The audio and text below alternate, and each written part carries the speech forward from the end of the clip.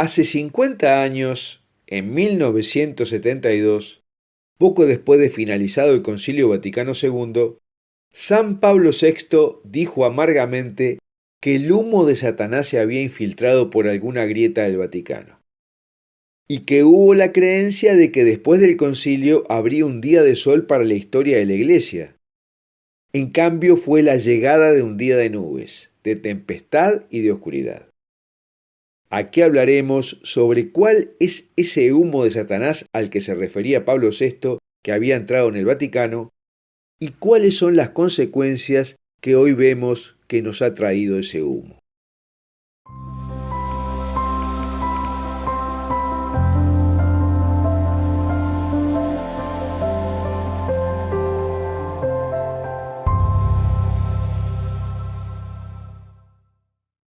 Antes de comenzar queremos agradecer el apoyo que nuestra audiencia nos está dando para seguir adelante con esta misión.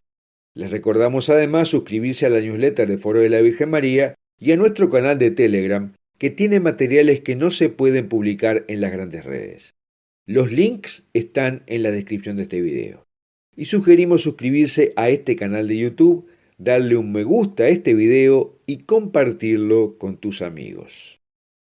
Ahora, hace 5 décadas, en 1972, pocos años después de finalizado el Concilio Vaticano II, Pablo VI tuvo una enigmática expresión.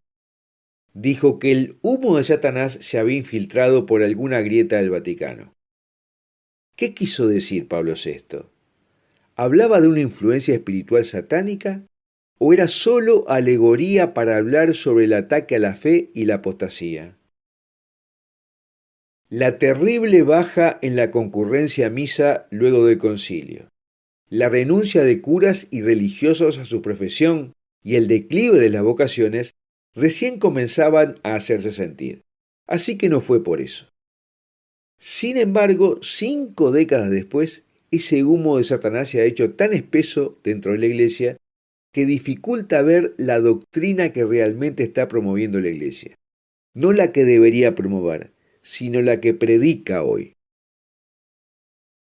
5 décadas después de esas expresiones papales, la Iglesia ha perdido predicamento y volumen en Occidente, y ha entrado en una crisis de tales proporciones que llevó al arzobispo Fulton Sheen a considerar en 1974 que estamos en la 4ª gran crisis de la Iglesia de las que suceden cada 500 años. La primera crisis, dijo, sucedió en el primer período de 500 años, cuando el caos de la caída del Imperio Romano. Y el cristianismo tuvo su renacimiento a través de grandes santos como San Agustín y San Patricio. Aquí el ataque interno se centró en la herejía arriana que discutía que Jesucristo fuera Dios. Luego vino una segunda decadencia, hacia el año 1000, con las invasiones musulmanas y la escisión de la Iglesia con un cisma en Constantinopla. Allí el ataque interno fue hacia la cabeza de la Iglesia. Más tarde, por el 1500, vinieron los reformadores que comenzaron a reformar la fe. Y no había nada malo en la fe, era la moral lo que necesitaba ser reformado. Se instaló la Reforma Protestante, que fue un ataque a la unidad del cuerpo místico de Cristo. Y ahora estamos en el 4º período. Nuestro enemigo hoy es el mundo, el espíritu del mundo, dijo Sheen. Hoy nos tenemos que conformar con el mundo o estamos marcados, tanto por el propio mundo como por parte de algunos líderes vaticanos con gran poder. El ataque está destinado a minimizar el mensaje de Jesucristo que quedó impreso en la Biblia. Nuestro Señor dijo, «Yo os he quitado del mundo», en Juan 17. Mientras que desde el Vaticano se oye, «No, tenemos que ganar el mundo, y para ganarlo tienes que ser uno con él». ¿Y dónde está el problema central? En la interpretación modernista de la palabra de Dios. Los modernistas interpretan que Dios es incognoscible, que solo podemos tener una experiencia de Dios, y que cada generación tiene su propia experiencia de Dios en su propia cultura y en su propio tiempo histórico. Los judíos del primer siglo tuvieron la suya y la interpretaron de acuerdo a la moral de esa época, y lo dejaron por escrito en el Antiguo y el Nuevo Testamento. Y 2000 años después, los habitantes de esta época debemos interpretar la experiencia de Dios que tenemos de acuerdo a la moral de nuestra época. Eso es lo que los lleva a no ser críticos con el aborto, la homosexualidad, etc. O sea, que para ellos las instrucciones de moral que nos vino a dar Dios, por ejemplo los 10 mandamientos, no pueden tomarse al pie de la letra, porque están referidos a otra civilización y a otro tiempo.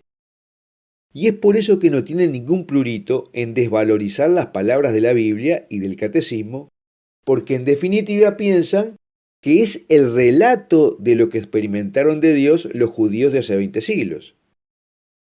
Y esta también es la razón por la que valoran tanto la religiosidad de los pueblos ancestrales, indígenas, porque es la experiencia de Dios que ellos tuvieron, que sostienen que es tan válida teológicamente como la del cristianismo surgido en Medio Oriente con Jesucristo.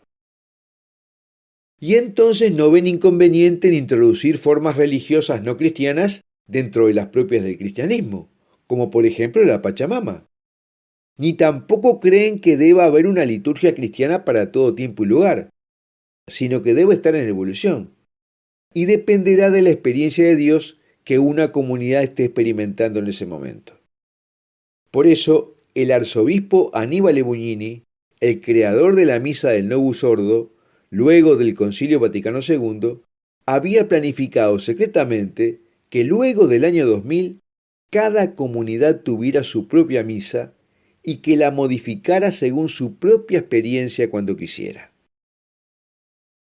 ¿Esto fue lo que llevó a decir a Pablo VI que el humo de Satanás había entrado en el Vaticano? Es la consecuencia. En 1972, Pablo VI dijo: hubo la creencia de que después del concilio habría un día de sol para la historia de la Iglesia. En cambio, fue la llegada de un día de nubes, de tempestad, de oscuridad, de incertidumbre. Y agregó: ha habido una intervención de un poder adverso. Su nombre es el diablo. Su intención no fue desvalorizar al Concilio Vaticano II, sino discernir que había dado tantos frutos positivos como negativos, porque dijo: creemos que algo preternatural ha venido al mundo precisamente para perturbar y sofocar los frutos del concilio ecuménico. Hay grandes temas en que el concilio dio frutos positivos, como por ejemplo resaltar el rol de los laicos dentro de la Iglesia o la centralidad de Jesucristo,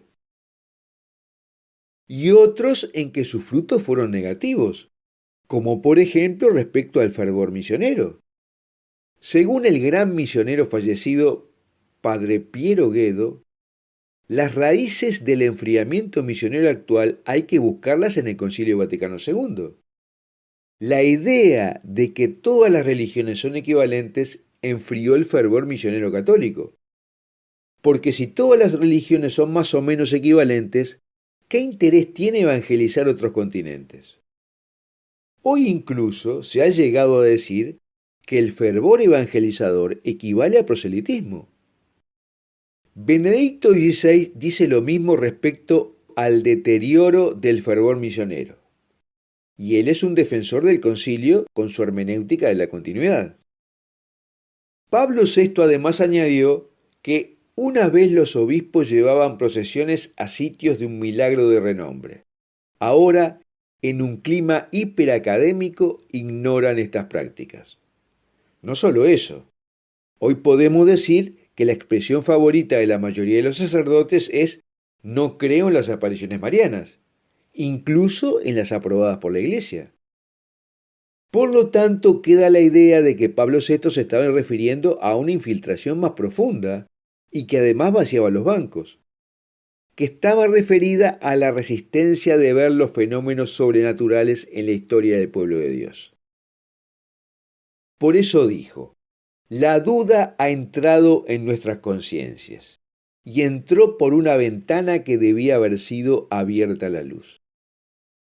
él se dio cuenta que había ingresado en el Vaticano el humo de Satanás de poner la duda en todo momento y negar las raíces mismas del cristianismo, el misticismo y la sobrenaturalidad. Ese humo que había ingresado en el Vaticano, que nos hace acordar al tercer secreto de Fátima, se había diseminado por el clero y tuvo el terrible efecto de la paralización de la formación en la fe a los laicos.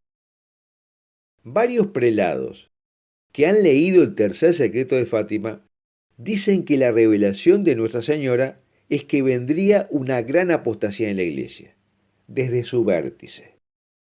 Y hoy la vemos instalada a través de los errores que expresan altos personajes vaticanos en sus declaraciones, que son errores si se miden de acuerdo a las enseñanzas de Jesús en la Biblia, pero que no son tales si no se considera que la Biblia tenga especial autoridad para enseñar sobre moral. Ese humo de Satanás ha creado un poder en las sombras que disuade a los sacerdotes fieles a la palabra de Dios de predicar sobre temas de la moralidad cristiana que sean contrapuestos a la moral del mundo. Por ejemplo, ¿cuántas prédicas has oído en los últimos tiempos sobre la sexualidad tal como la considera la doctrina cristiana o sobre la defensa de la vida antes de nacer? Y esa disuasión no solo funciona porque el sacerdote quiere hacer buena letra con el obispo, sino también porque quiere evitar sus represalias, o sea, la persecución y la cancelación. Y al no haber prédicas sobre esos puntos, los cristianos de los bancos de la iglesia se van formando la idea de que la moral de la época es compartida totalmente por la iglesia. Y entonces consideran desviado, revoltoso y medieval a un sacerdote que les recuerde los que una vez se llamaron principios morales no negociables del cristianismo, o que pone palos en la rueda a la modernización de la doctrina. Y por lo tanto los buenos sacerdotes también son sofocados por los laicos que están en los bancos y han sido mal catequizados, a veces por comisión y otras veces por omisión. Bueno, hasta aquí lo que queríamos hablar sobre cuál es el significado y las consecuencias de las expresiones de hace 50 años de Pablo VI de que el humo de Satanás había ingresado en la iglesia por alguna grieta. Y me gustaría preguntarte si crees como Pablo VI que luego del Concilio Vaticano II entró el humo de Satanás en la iglesia y cuál es ese humo.